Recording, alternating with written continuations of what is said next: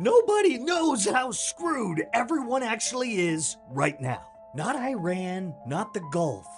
Everyone. Millions of people are going about their Monday morning, making coffee, checking emails, dropping their kids off at school, completely unaware that one decision in the next 48 hours could collapse their entire way of life. The US and Israel are striking Iranian infrastructure right now. The IEA chief just said this crisis is worse than both 1970s oil crises combined. 40 plus energy assets across the Middle East have already been destroyed. Iran has publicly stated, touch our power stations and we destroy energy infrastructure across the entire Gulf. Now here's what energy infrastructure across the Gulf actually means for your life. Qatar supplies 25% of the world's natural gas.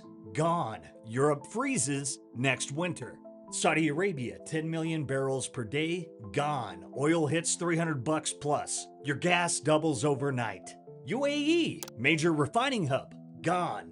Jet fuel shortage, flights grounded globally. Kuwait, 3 million barrels per day, gone. Another 5% of global supply wiped. And that's just energy. Now add the water. Iran just threatened to destroy every desalination plant in the Gulf. Kuwait, 90% of all drinking water from desalination. One strike, zero water for an entire country. Qatar, 99% dependent. Saudi Arabia, 70% dependent. UAE, 42%. Bahrain already had plants hit. We're talking about 100 million people who cannot survive without desalination. These are desert nations, no rivers, no lakes, no backup. And then there's the undersea cables. 95% of global internet flows through the Persian Gulf. Iran threatened to cut them. No banking, no cloud, no crypto, no communications between Europe and Asia. That would be something like $10 trillion in daily financial transactions. Dark. This isn't a regional war anymore. This is a single trigger event that simultaneously destroys global energy supply, global internet connectivity, drinking water for 100 million people, and financial markets across 3 continents. And there happens to be one asset built specifically for moments like this. So today we're breaking it down, why Trump just blinked and what actually broke, why the bond market is now more dangerous than the oil market, and why Bitcoin is up 34% against gold since the war began. Because the 5-day clock is already ticking and the molecules don't negotiate. Send it. 36 hours ago, President Trump said obliterate. This morning he said productive conversations. So what the hell happened between Saturday night and Monday morning? Well, 6 things broke simultaneously, and none of them were Iranian. 1. The bill arrived. The Pentagon requested over $200 billion in supplemental funding. This war is costing $1.38 billion per day and accelerating. The money that was supposed to fund days, not weeks, now needs a congressional vote that may not pass. 2. The Fed killed the rate cut dream. On March 18th, the Fed held rates and revised its 2026 inflation forecast upward, citing the Iran war energy shock. The dot plot now shows 1 cut in all of 2026, down from 2. Every basis point of delayed easing is paying for housing, for credit, for the American family trying to refinance their mortgage. 3. The Allies revolted. 22 countries signed up to coordinate on Hormuz. 0 committed a warship during combat. Japan is releasing strategic reserves. South Korea's market has fallen 12%. Europe's gas surged 35% after Qatar's LNG went offline. Trump called NATO cowards and got a press release in return. 4. TSMC sent the signal. Taiwan imports nearly 97% of its energy. Its LNG reserves cover 11 days. Qatar supplies 1/3 of global helium, which TSMC needs for chip fabrication. The helium is bottled behind a closed strait. Every NVIDIA GPU, every Apple chip, every AI cluster. All of it depends on a factory in Taiwan counting its gas in single-digit days. 5. The IEA chief named the damage. 40. Energy assets across 9 countries severely damaged. Global oil supply down 11 million barrels per day, the worst energy crisis in modern history. And it's getting worse, not better. 6. The midterms. Gas prices are up 93 cents per gallon. 66% of Americans call this a war of choice. 60% disapprove. The numbers that matter in Washington aren't barrels per day. They're approval ratings in swing states where people fill their tanks every Tuesday. 6 pressures, 1 post. Trump didn't discover diplomacy, he discovered arithmetic. Now here's what Treasury Secretary Scott Bessent is out here saying: 50 days of higher prices for 50 years of no Iran nukes. As far as the oil prices, people just need to stop panicking. It's worth it to prevent Iran from having a nuclear weapon. So if I have to pay a little bit more for gas, I'll do pay the price. I mean, in order to have long-term stability. The disruptions in the global markets are real and may be painful. But the long-term benefits, again, are incalculable. There may be some sacrifices to be made at the pump on a temporary basis. I'm willing to pay 30% or 30 cents more at the pump to make sure that Iran does not have a nuclear weapon. To win in life, you got to suffer short-term pain for the long-term gain, or short-term pain for long-term gain. Freedom is not free. Americans are going to have to make some sacrifices. This is short-term, and I'm asking you to just trust the man, okay? Trust the system, let him... Oh, where have I heard this crap before? Looks like the new script is out. Higher food and gas prices are worth it to make sure Iran doesn't get nukes. Freedom isn't free. Yeah, it does. It reeks of 15 days to slow the spread. We have heard this before. It's all happening again. But before we get to Iran's response, let's talk about the nuclear elephant in the room that nobody in the mainstream media wants to really talk about. Colonel McGregor just revealed that Putin has already delivered a terrifying ultimatum to Netanyahu. Quote, "If Israel dares to use one nuclear weapon in the Middle East, Russia will drop a nuclear bomb on Israel." I do not believe the United States has any idea what kind of apocalyptic nightmare it just walked into. There's a complete failure to understand that Gaza is the catalyst for the larger war that's now going to begin against Israel.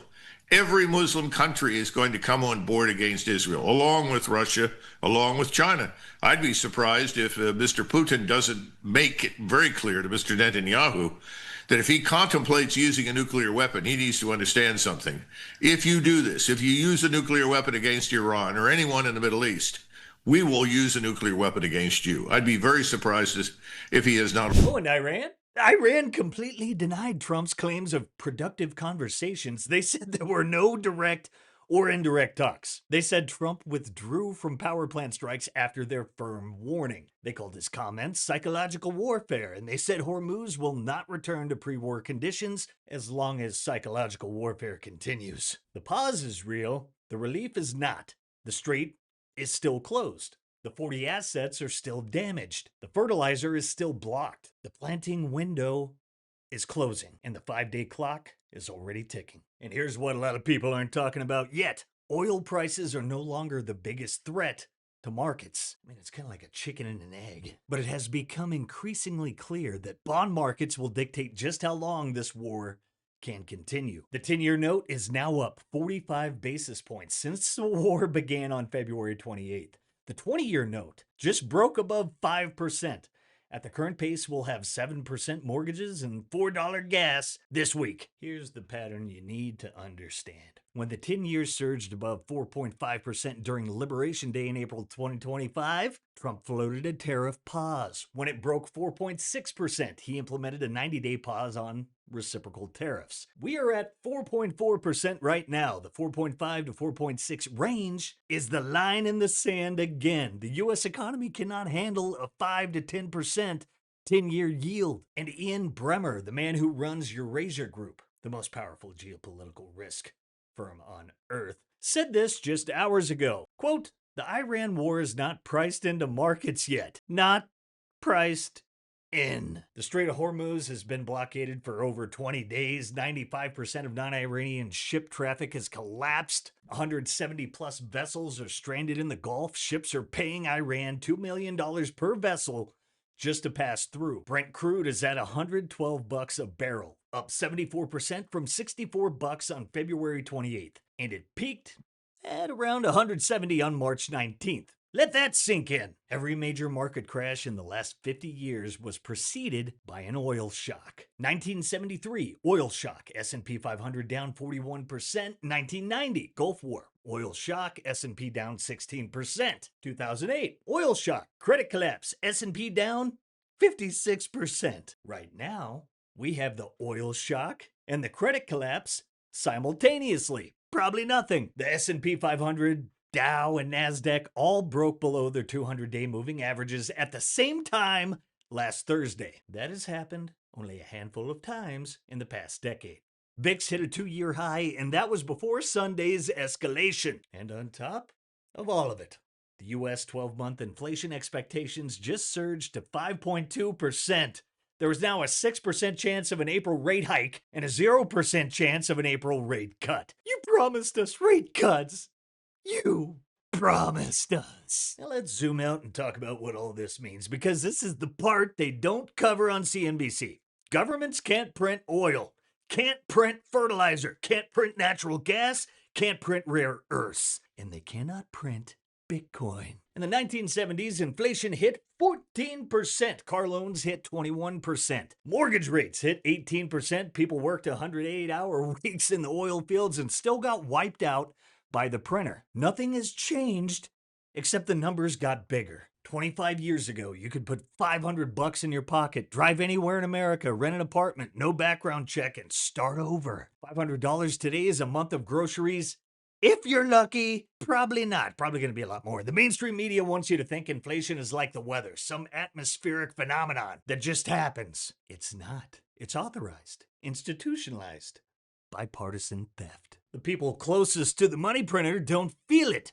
They've got their compounds and their nuclear bunkers. Meanwhile, the rest of us are watching America turn into a giant gas station. And here's the thing, while gold just suffered its biggest weekly decline in more than 40 years, Bitcoin is up 34% against gold since the war started 23 days ago. Bitcoin is the new safe haven asset, not because we said so, because the market is saying so in real time. Looks like Jerome Powell is not feeling bullish. Bitcoin falls below 68K. This means it's going to zero, see chart below. And we know the drill. Let's dump before the pump.